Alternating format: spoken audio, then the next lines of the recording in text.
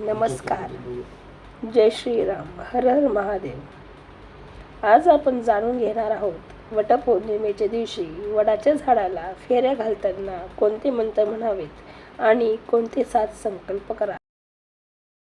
मैत्रिणींनो, वटपूजेला वटवृक्षाचे किती महत्त्व आहे ते जाणून घेऊयात. हिंदू धर्मात वटवृक्षाला ब्रह्मा, विष्णू आणि महेश यांचे स्वरूप मानले जाते. वटपौर्णिमेच्या दिवशी सुवासिनी माता सावित्रीचे स्मरण करून वडाची पूजा करतात आणि अखंड सौभाग्य, पतीचे आरोग्य, दीर्घायुष्य आणि कुटुंबाच्या सुख समृद्धीसाठी प्रार्थना करतात. चला तर मग जाणून घेऊयात फेऱ्या घालताना म्हणायचा मंत्र. प्रत्येक फेरीवेळी हा सोपा मंत्र म्हणू शकता.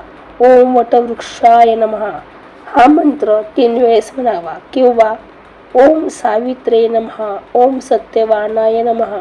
अनेक जणी ओम नमः शिवाय या पंचाक्षरी मंत्राचाही जप करतात. त्याचबरोबर आता जाणून घेऊयात 7 फेऱ्या करताना कुठले 7 संकल्प घ्यावेत. पहिली फेरी. हे वटवृक्षा, माझ्या कुटुंबावर सदैव सुख, शांती आणि ईश्वराची कृपा राहू दे. दुसरी फेरी. माझ्या पतीला उत्तम आरोग्य, दीर्घायुष्य आणि यश लाभो. तिसरी फेरी. आमच्या संसारात प्रेम, विश्वास आणि परस्पर आदर कायम राहो. चौथी फेरी. आमच्या घरातील सर्व संकटे दूर होत आणि आनंद नांदो. पाचवी फेरी. आमच्या कुटुंबाला धन, धान्य, समृद्धी आणि समाधान लाभो. सहावी फेरी. माझ्या मुलांना आणि संपूर्ण परिवाराला उत्तम आरोग्य, संस्कार आणि उज्ज्वल भविष्य लाभो. आणि शेवटची म्हणजेच 7वी फेरी. माता सावित्रीप्रमाणे अखंड सौभाग्य लाभो आणि जन्मोजन्मी आमचे नाते प्रेम, विश्वास आणि भक्तीने दृढ राहो. हे 7 संकल्प करून झाल्यानंतर शेवटी अशी प्रार्थना करावी.